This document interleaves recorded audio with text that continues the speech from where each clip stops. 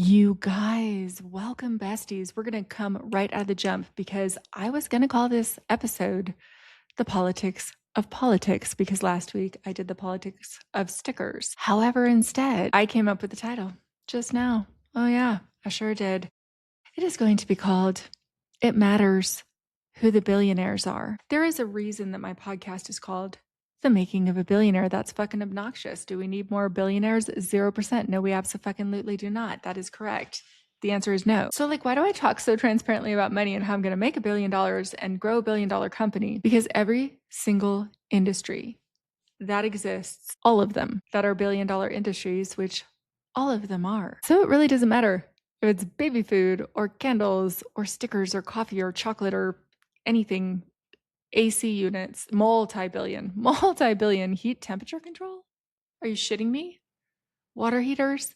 These are $1 billion industries, plumbing $1 billion industry, etc. And right now, as all of us know, every industry is being consolidated by private equity. And right now we are finding out exactly why it matters who the billionaires are. That's right, we sure are. So stickers is a multi-billion dollar industry. Oh, that's right. It's late at night. I am recording the podcast on Tuesday, January 27th of the year 2026. I am doing it tonight because I have a fever. It sure sort of feels like I'm going to wake up with the flu tomorrow morning. And normally I would record tomorrow or Thursday, but there's a national strike that's coming up on January 30th of 2026 that we are participating in our way, in the way that a small business can.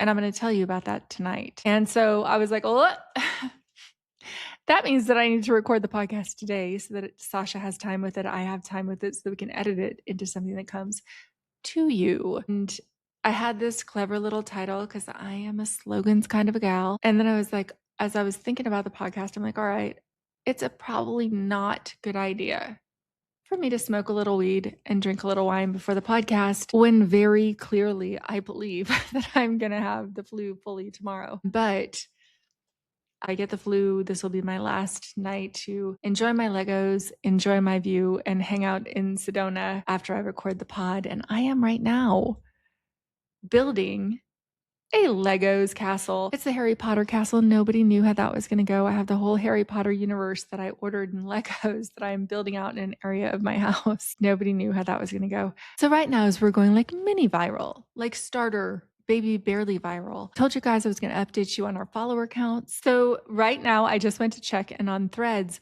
when we started, we were at 6.2 thousand followers. So on Threads, when I started about a month ago doing my thing on Threads, which is like the best platform for a Gen X slogan writer chick who's just pretty much always going to have one of the top 3 funny comments, because I have Oh, sorry. This is a good time to introduce myself because there are so many new listeners each week who've never listened before. So, longtime listeners, bear with me. We're going to do my little intro. My name is Andrea Lake. I've started 14 companies since I was 18 years old, including Delinquent Distribution, which owned the exclusive sales rights on the merchandise for Minecraft, World of Warcraft, Call of Duty, The Walking Dead. I started Sticker Junkie, Yoga Junkie, the Power Chick Mafia, Teacher. I started the Winston House in Venice Beach, which means that Justin Bieber actually really did play in my living room. And so did Miley Cyrus and Billie Eilish and Janelle Monáe and Ed Sheeran and the Chainsmokers and Hozier and any musical act you can think of. And I also am a quant trader. That's going to come in important today. So I truly, really actually understand quantitative mathematics, numbers, and I've been a member of the Global Economic Institute for 20 years. And that makes me sound like I am a pathological liar, which is why, in fact, my book is called You're Gonna Think I'm a Pathological Liar. May Fox, who is a very frequent guest on the pod and does the Dirty Tea episodes with us, is authoring that book right now. She also co-authored a book for the Dalai Lama. Every word that I tell you, every little alleyway, every little fucking story that I run off on is going to sound more and more like I am just making it up as I go along. I am super aware of that. Grab your mocktail or your cocktail or your glass of wine and sit back, relax, and enjoy. So, with that sort of really weirdly varied background, plus the fact that I was really isolated in a lot of my formative years. And so I just read books. I didn't really engage much with the media. I did not own a television for my whole entire adult life. And I would read thousands and thousands and thousands of books because it was like basically before the internet. First of all, number one, before the internet existed. But number two, like, before the internet existed in the way that it does today, where over the past just few decades, people have very, very quickly moved away from talking to people in person, interacting with people in person, like having that awkward moment where you have to go up and approach someone and ask them for a date, or like meeting somebody in this very organic, high touch, interpersonal way, and started spending 65% of our lives like staring at a screen in one way or another. Yo, by the fucking way, we're not built for that. This is not what we came for, this right here. So, with that like ridiculously varied background, I'm seeing everything that's unfolding in the world right now at this precipice moment for like this worst, very unexpected time at a point in my life where I should be super secure and super safe. I had fuck you Gen X money. I was retired for 7 years in Sedona.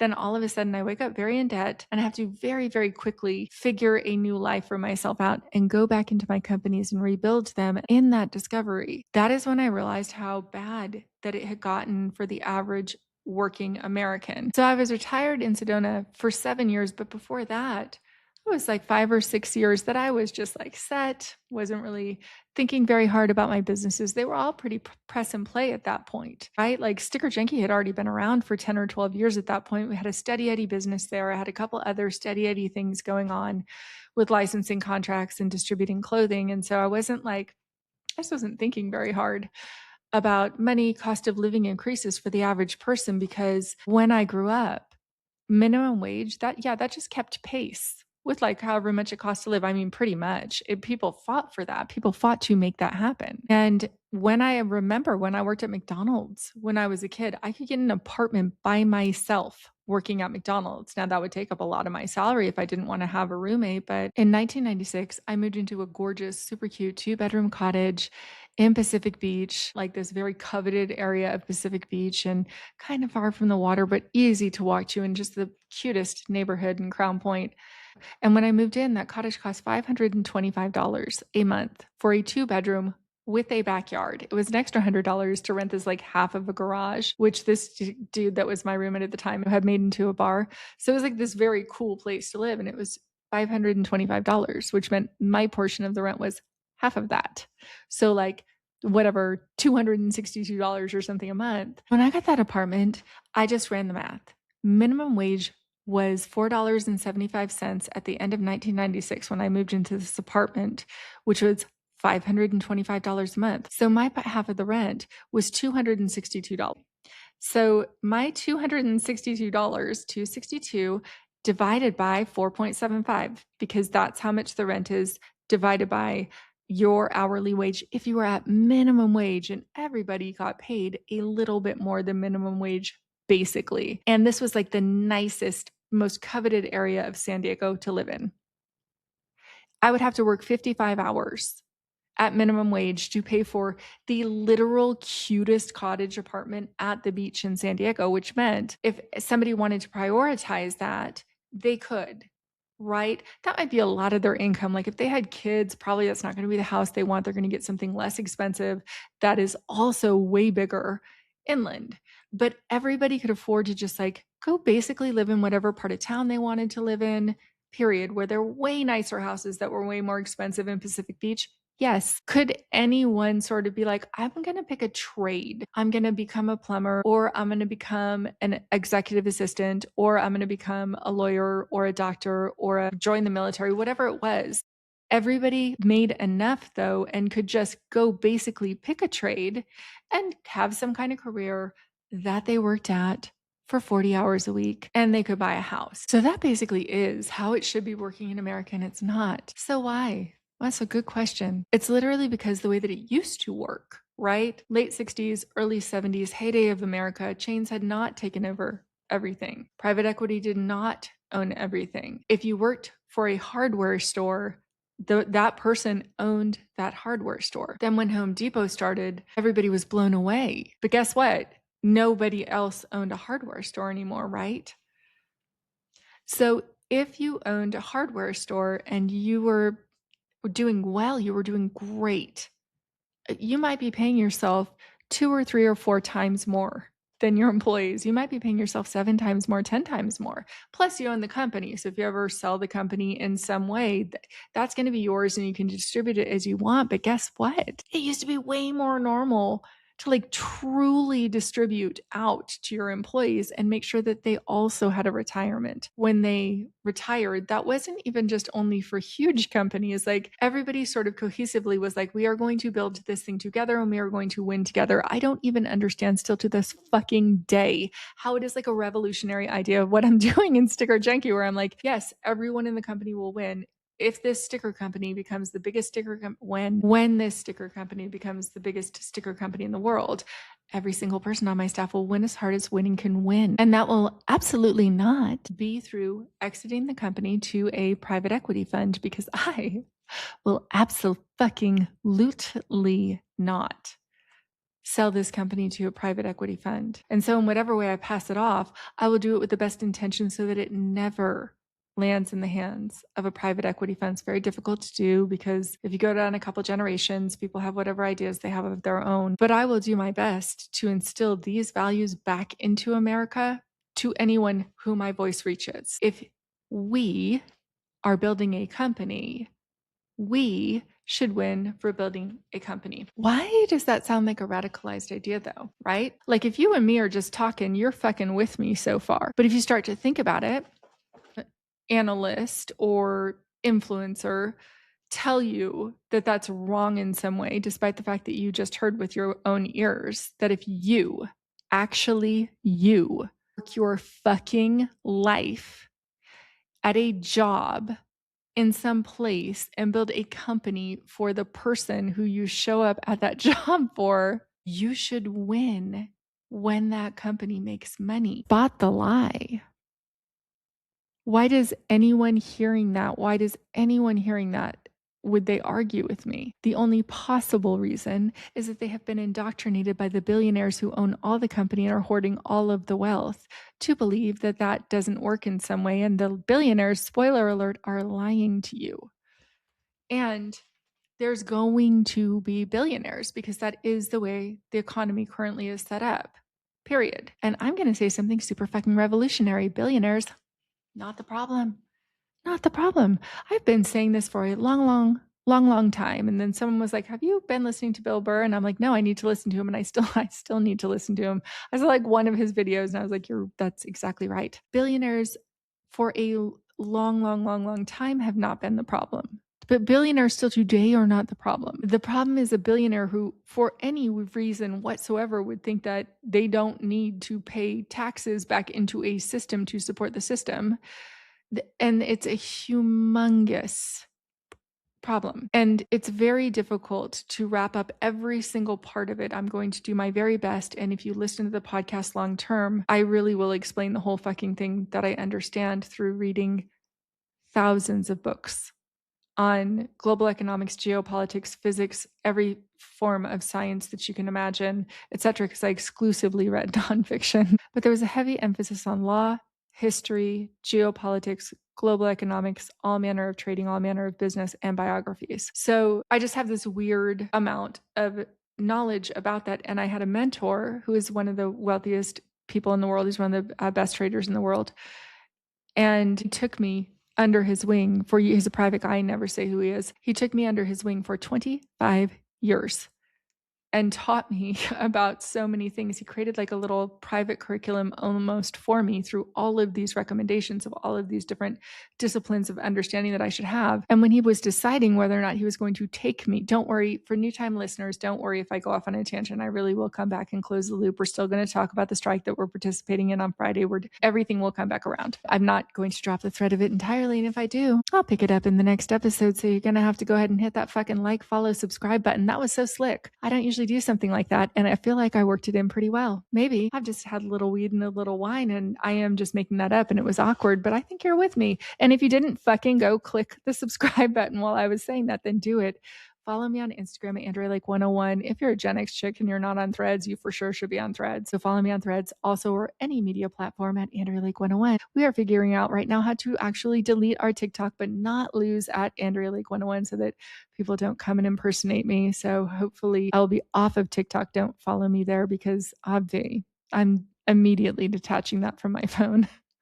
I probably signed a kidney off to them in that fucking whatever terms and conditions that I signed up to get on there. Jeez Louise, so wild. These are the wine episodes. This is what happens. I'm going to recollect myself and be back in a second. So when I got this mentor of mine, we have named him Ezra. That is obviously not his name. Wise, Ezra. He gave me a list of 14 books to read and said, go read these 14 books in the next 6 weeks. I immediately went to Amazon. It's like the first purchase I made on Amazon was right after Amazon came out, and ordered all 14 books. And I read them in like 4 weeks. It's all I did in all of my free time was read these books. And I was like highlighting them and paying attention. And then we had a call when I wrote him back and said, okay, I read the 14 books. And he asked me a series of questions. And basically what he was looking for was I going to cross-pollinate information from the history books with the creation of all things, like how did money come to exist? I had never even really thought of a lot of the questions that these books were opening me up to.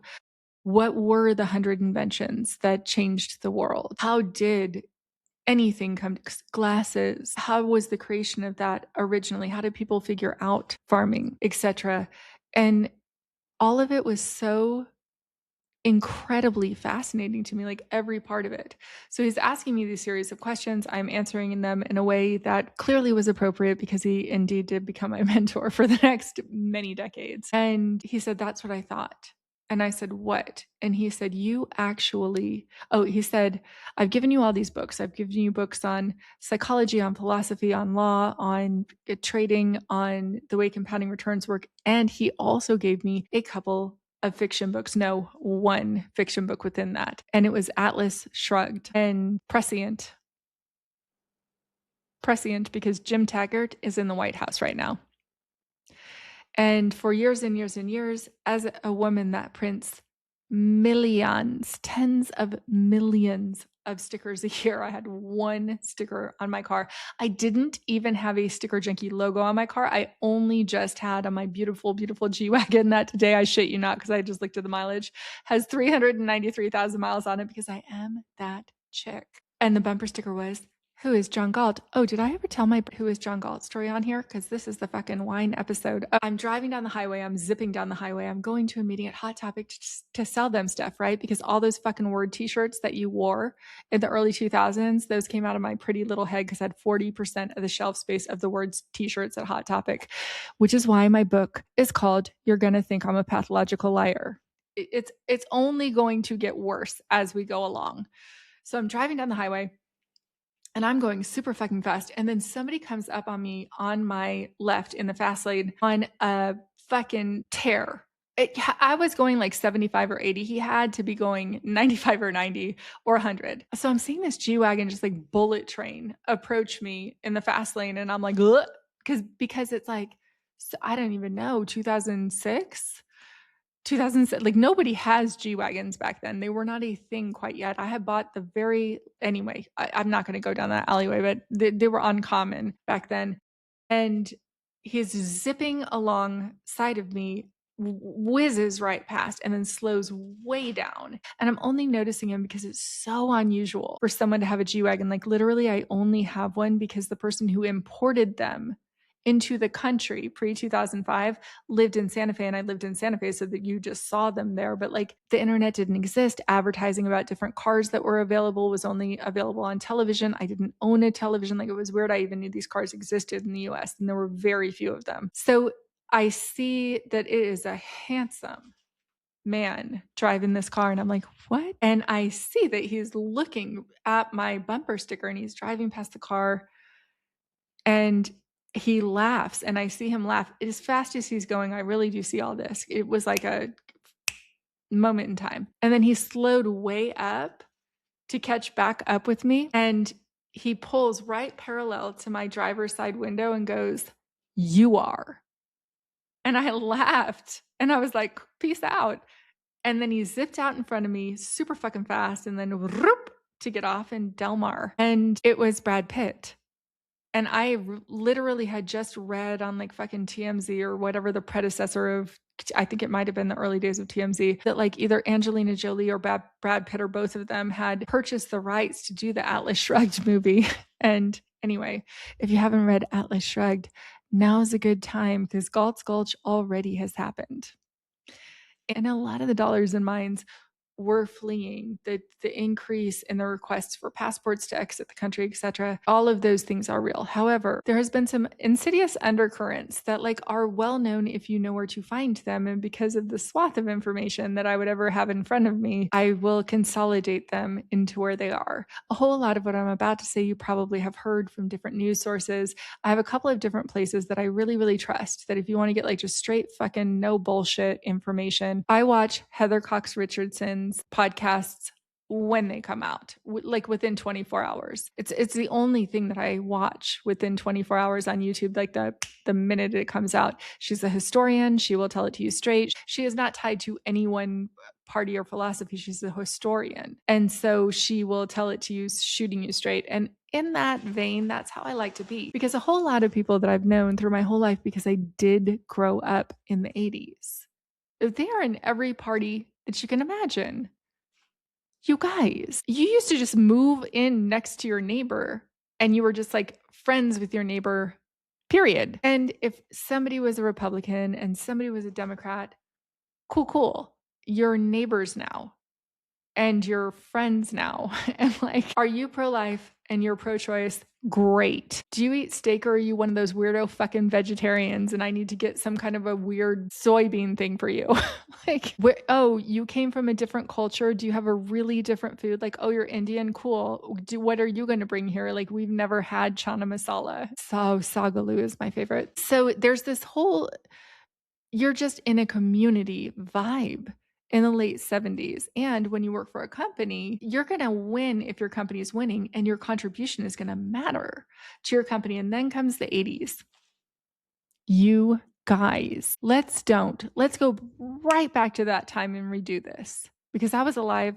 Not only was I alive, but I remember it. I was inconveniently precocious for my years. And I was reading Time magazine cover to cover for my whole entire, like, up through high school. As a matter of fact, because I am a pathological liar, I did this collage from one corner of the room to another. That was like a multiple year, I used to be a collage artist, a collage of like what happened from 1988 to 1992 in the history of the United States. And I was going to trade this collage to Time magazine to get a scholarship to college. And then I did not because I didn't go to college because I started selling rhythm sticks at like fucking Fish concerts and shit and Grateful Dead concerts and Rage Against the Machine concerts and Red Hot Chili Pepper concerts in the parking lot. And then I would buy a ticket real quick for like $12 to go see the Red Hot Chili Peppers. So that is the vibe of the life that I grew up in.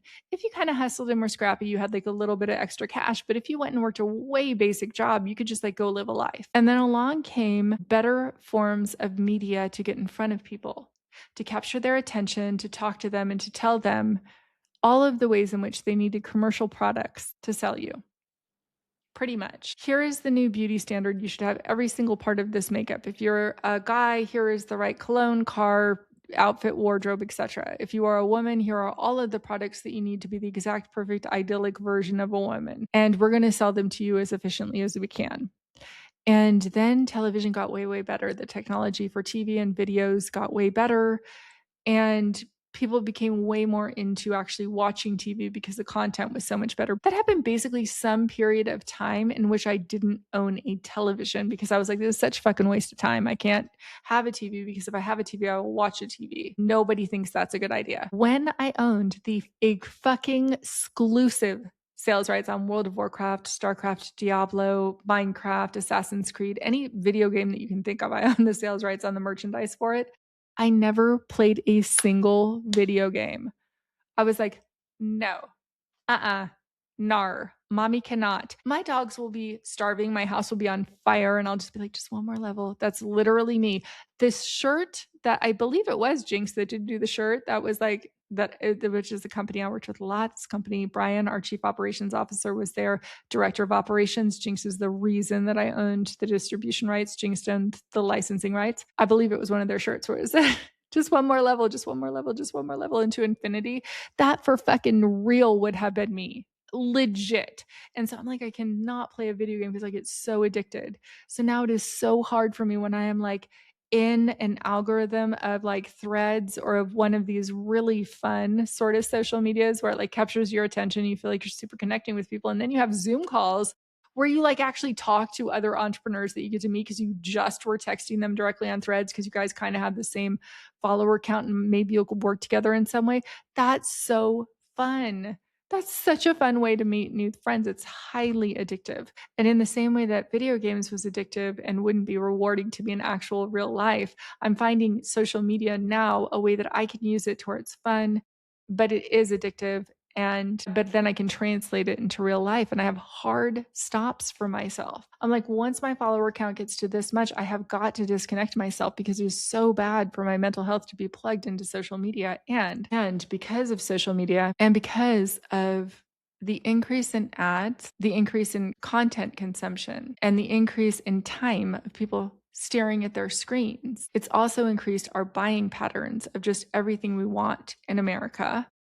And in addition to that, it's increased the disconnect of going out to the bar and meeting someone, of hanging out with your friends and playing like Dungeons and Dragons on a Friday night, or getting together for a potluck to watch Survivor because it was like an event. And then you would watch an hour of television together and like have all of your opinions on whatever person and then have a potluck and laugh and talk and have nobody had phones in their hands or was in any way distracted from one another. And so we understood that if we had some tiny little disagreement on something that feels like the most important fucking foundational thing in the history of ever now, and you couldn't possibly even like somebody if they believe opposite to you on this. Well, you didn't think that because nobody told you to think that. So what you would think is if you had a friend that was Catholic and abortion is a sin and it is wrong and it is murder, period, just murder, and it's that's it. No take backsies.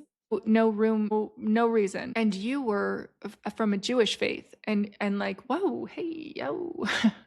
Part of our religion is like to protect the life of the mother in most abortions. Any later term abortion is going to be to protect the life of the mother, obvi, so she doesn't like, I don't know, go septic or have an unviable fetus, which is a really nice way to say a dead child inside of her that she then has to carry to term and give a stillbirth delivery to.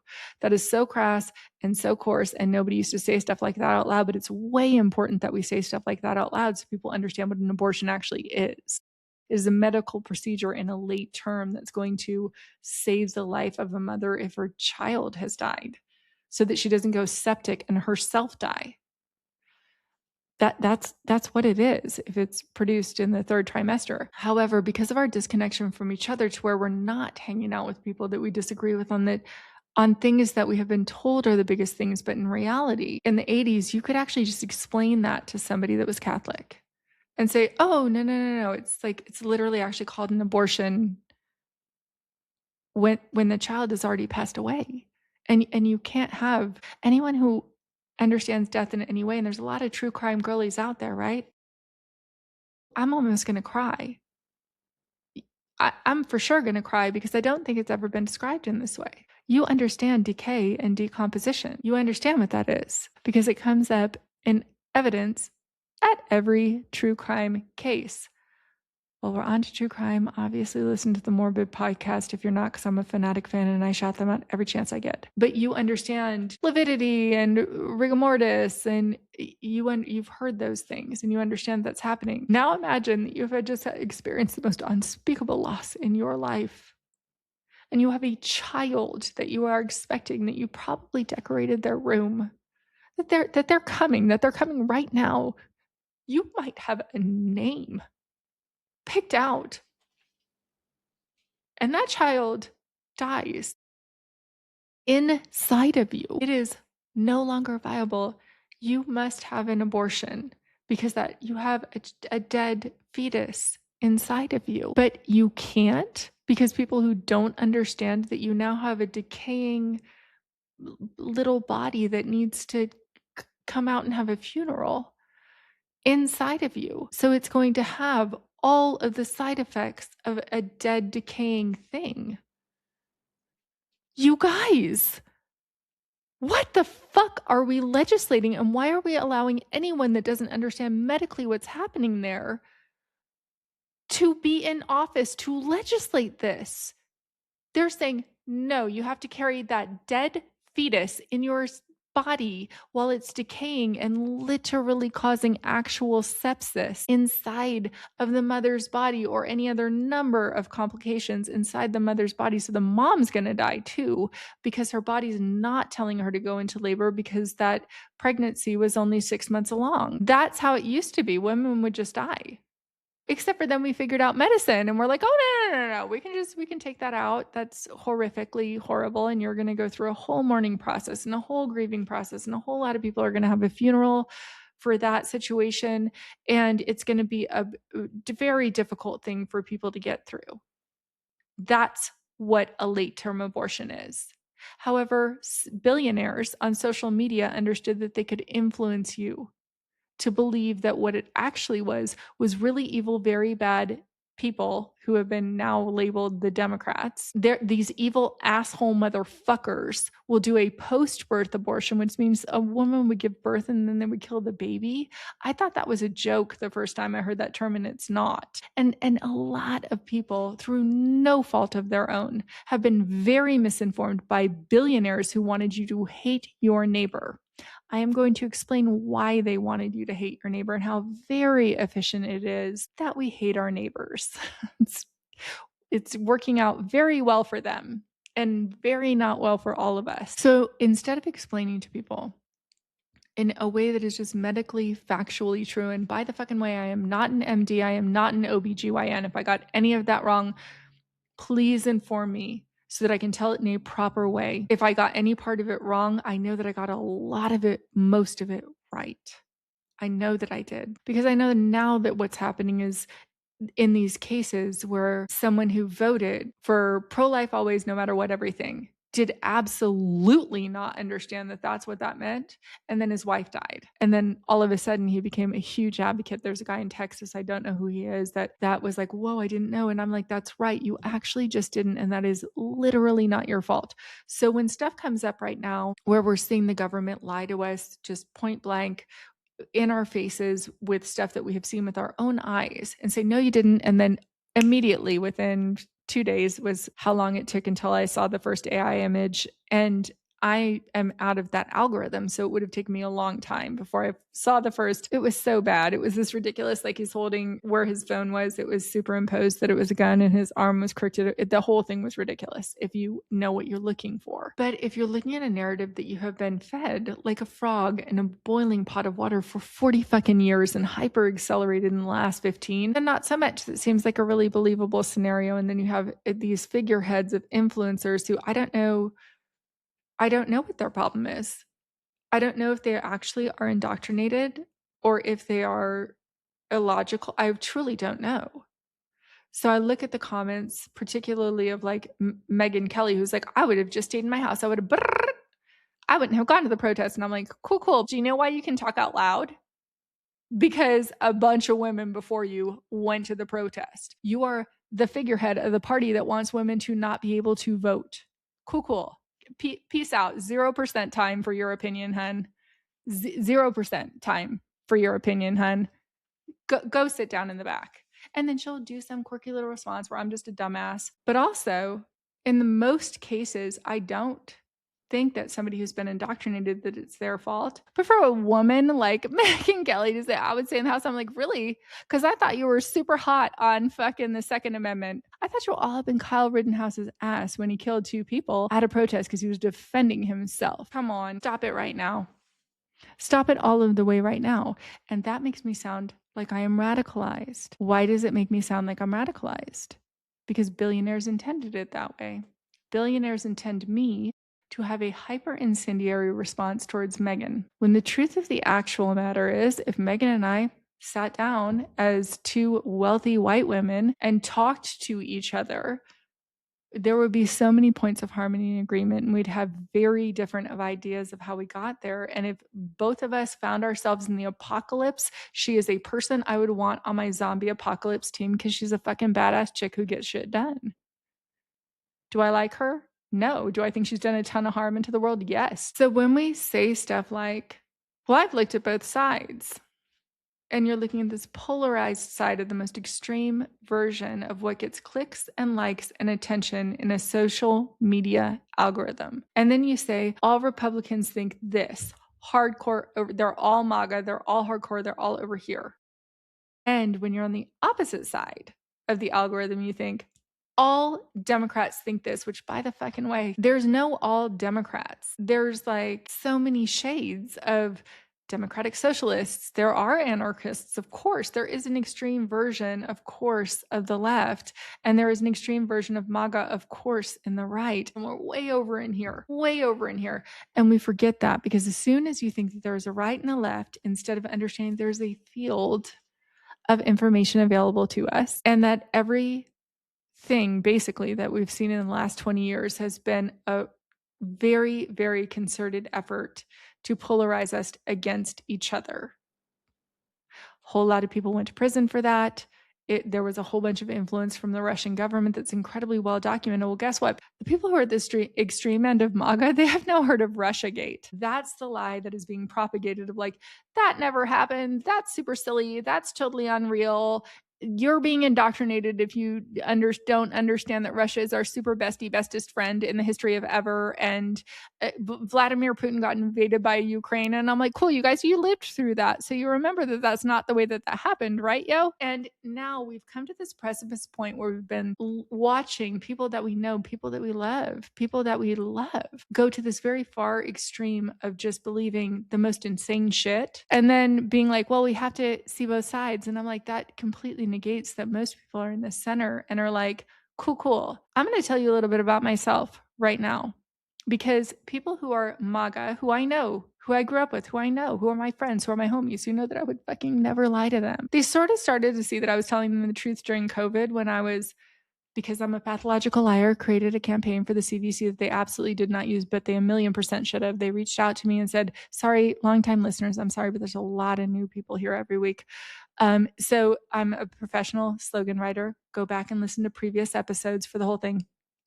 So someone contacted me and everybody was trying to be helpful in the early days of COVID. And I got to listen to everything that was happening. And I knew a lot about medicine because of that mentor guy, Ezra. And so I had read about coronaviruses and they're fucking terrifying. I had read about the swine flu and mad cow's disease and fucking the bubonic plague and the bird flu. And like Gene Hackman's wife just died because she was around all those rat droppings. Guess what shit like that caused? Rats caused the bubonic plague. Who the fuck knows what she had?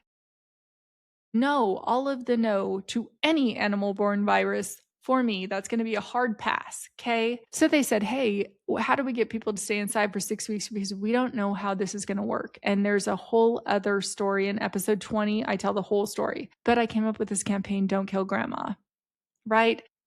Knows what that means. And so during the lockdowns, I was getting on private calls with my friends who were in very, very religious organizations where they very much did not trust medicine, very much did not trust vaccines. And I was like, yeah, the US government is giving you a whole fucking lot of reason not to. Pharmaceutical companies are giving you a whole lot of reason not to trust them. That is an understandable reaction. However, in this particular case, this is how this works. This is how mNRA works. This is how whatever. I'm just explaining you science, period. And they understand me because I understand what I am talking about. And I'm not putting any fault on them for not understanding what they're talking about because who the fuck has had mentors like me that understand every piece of every part of this so that they have explained it to me and told me to read all of these books in a way that I super understood and then put it all together and then be able to discern what is true and not? No one. Then during the lockdowns, I was in this salon with a former head of the CDC and I was getting my information from that person. There was other director level positions at the CDC on those calls who I became friends with. And I was like, yo, look at this. These people have worked with weaponized anthrax. They have worked with Ebola virus that could wipe out the world. They work on the reg with shit that's fucking the most terrifying things that you can think of that exist. For a really long time, my comfort show was The Walking Dead. And there's a really great episode about the CDC and how, like, the people at the CDC, they're not scared. They're not afraid of disease. They're not afraid of viruses. They're not afraid.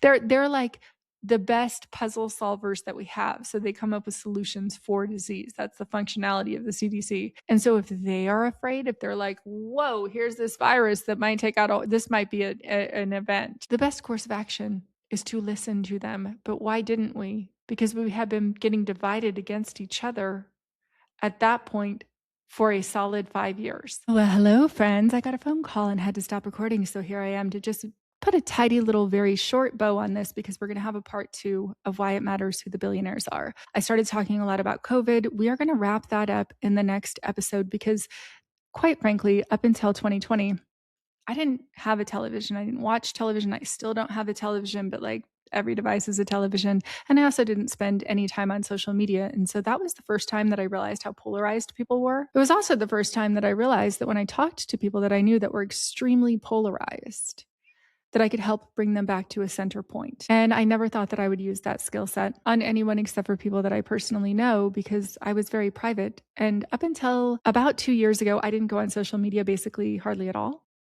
And up until 6 weeks ago, when I took over the social media accounts for Sticker Junkie, for Threads, and part of the account for Instagram, I didn't go on social media often. And so to see the extreme polarization of sides has been stunning to me. And to see that what gets likes and what gets clicks and what gets shared are the more incendiary, angry, hostile, no room for in between. That's what mostly gets it because there's an algorithm for purchasing. You're going to see something slightly scary, right? Like my dog is a black lab and he has lumps. And so I'm going to see something scary about that and a miracle cure for it. Then I'm going to see something terrifying that's right now would be political, having something to do with ICE.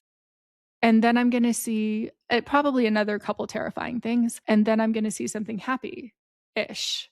Then I'm going to see something super happy, like a dog. That's like somebody adopting a new puppy or a cute dog doing something. And then I'm going to get an ad for something like that I'm very likely to purchase, like a really cool jacket or something. And because of the way that that's hitting my emotions, like this rush of fear, then this rush of like sort of adrenaline, then this serotonin dopamine hit of really good content, and it's going to open me up to buy more stuff. And the algorithm has figured out what we need to see in what order that is going to be the most likely thing that makes us buy something. Mm-hmm. And so we're stuck in whatever algorithms that we're stuck in. And I'm noticing a whole lot of that. And we're going to talk about that on part 2. But we're really, really going to dig into the strike. Because what happened was a social media influencer somewhere just sort of called for this strike. January 30th, it had good artwork. It got shared very widely by other social media influencers. And it didn't have any possibility of having an actual economic repercussion. And in order for a strike to be effective, it has to have an economic repercussion. Now, this was good because it showed us that a lot of people are standing in solidarity. Nothing wrong with it. Everybody is doing the best that they can right now. However, what it mostly did was hurt people who already are doing the right thing, because when a strike is usually called, it's called by a union. That's who calls strikes, because the union is going to protect workers so that they don't get fired. But everyone is so angry and wants to do something. So Scott Galloway has come out with the best strike so far. I don't love all of it. There's companies in there I don't think deserve to be in there. It is not targeting specifically companies profiting off of ICE. However, he's a smart guy, and he ran an analysis. If you don't know Scott Galloway, you can check out his work at Prof Galloway, I believe is his Instagram handle, and just check out his work. He's very good. And he created a strike called Resist and Unsubscribe, because he's like, look, if you drag the markets down quickly, there's going to be a response by the ultra wealthy, and they have the connections to go make change. And you have already seen that very quickly when the S&P 500 drops fast. So he's coming up with a solution. And I'm like, okay, cool. I want to come up with a secondary solution that is also long-term and strategic, of specifically doing an economic blackout of places that are benefiting. from their contracts with ICE. Like we just saw the Hilton say, no, we welcome ICE here. We're seeing that ICE is staying at a Marriott right now in Minnesota. So ICE is welcomed to stay at Marriott. And so when you have large corporations that are benefiting directly off of this and we long-term sustainably punish their bottom line, that is going to create some sort of a change because a lot of those people are mega donors to this administration and it's going to cause change. So I'm going to talk a lot about how to do a long-term sustained strike as well as what to do in the meantime, which quite honestly is why the name of this podcast is called The Making of a Billionaire. I have a lot of thermoses. I use Yeti thermoses. Those are my favorite. I have Yeti coolers as well. And coolers, multi-billion-dollar industry. I have a couple of friends who own soap companies. I have friends that own My Cluck Hut. My friends own Soapbox Soaps. One of my friends owns Yes to Carrots. That is a multi-billion-dollar space. And so the largest in the soap space is going to be a billion-dollar company, probably several. The largest in coffee, in anything, in microphones or podcast ring light, entertainment systems, green screens, etc. There's going to be stickers. There's going to be so many types of industries that if everyone consolidates their buying effort towards fix and fog nut butter, towards one particular item, it doesn't really matter what it is or what industry it is. If it is a billion-dollar industry, then that is going to have either a billion-dollar company or multiple billion-dollar companies. And right now, the wealth is so hyper consolidated because of consolidators that own private equity companies that buy everything, like Sticker Giant used to be a company just like ours. It was owned by a guy that I knew that ran open book financials at his company, just like Sticker Junkie does, that values their employees, just like Sticker Junkie does. And from my understanding, that paid very well, just like Sticker Junkie is striving to do as we grow. And now it's owned by a multi-billion-dollar private equity fund. And I don't know the inside of that particular company, obviously, but probably not going to have the same exact ethics as having a real owner who has like watched your kids grow up and knows who you are and knows what your hopes and dreams are and is facilitating around your schedule if you want to go back to college and is looking at what type of management position that you might want to move into within the company as the company expands and grows. It's just going to be a really different vibe. And all of us have choices with our dollars of where we spend our dollars so that we do decide what the billion-dollar companies are, that we reward companies that treat their employees well, that we reward companies that are doing their actual best. So I'm going to talk a whole lot more about that and a whole lot more about how to do a very effective strike. It has to be long-term. One day of low sales is not going to move the needle. Long-term sustained, like move your buying over here, is going to work really well. And short-term strong economic pressure on the market also going to work very well, which is why I agree with resist and unsubscribe, even though there are companies within there that I am absolutely not unsubscribing from because I find them to be ethical as companies. However, we have to do something quickly to make this change because very quickly we are losing core tenets of our democracy fast. Some might argue that they already are gone once you have a group of unidentified, irate, homicidal, terrorizing people in the streets with tear gas, etc., on regular American citizens. Once that's going on in America, we quickly need to stem this. Otherwise, we will recede further into an authoritarian regime, which is what is happening right now when you have just like willy-nilly random wars being started. And then where is the money going from the oil that's being sold in Venezuela? Good question. Nobody's talking about that anymore. Everyone's saying, oh, it's about the Epstein files. I'm like, there might even be a bigger game than that afoot. So stay tuned for part 2 of why it matters who the billionaires are. Because quite frankly, for me, I think that if somebody has $20 billion, but instead they want $240 billion individually, there's something wrong with that, number one. But the person that has $1 billion actually isn't the problem. It's that there has been a concerted effort for decades to suppress the rise of a living wage. So all of a sudden you have people who are like frogs in a boiling pot of water. And everything has gotten 4 times more expensive in the last 20 years, and people's salaries have absolutely not increased 4 times in the last 20 years. As a matter of fact, the minimum wage in this country at a federal level has not been increased in 16 years, and the price of rents has exponentially increased over those times. So stick with me if you want more content like this, where you sort of hear from my perspective how everything kind of fits together in all this. My podcast is a long format. It's very hard for me to put things into a 3-minute reel because it took me 30 years to learn what I know. That's why I talk for an hour or so in a row to explain things.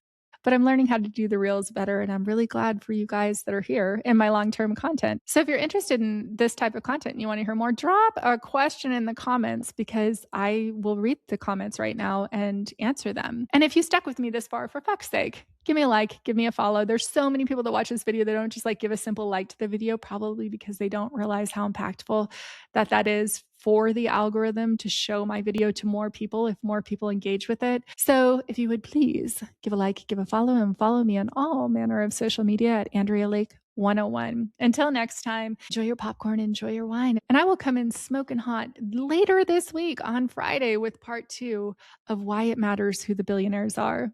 All right, guys, until next time, take care of each other and be safe.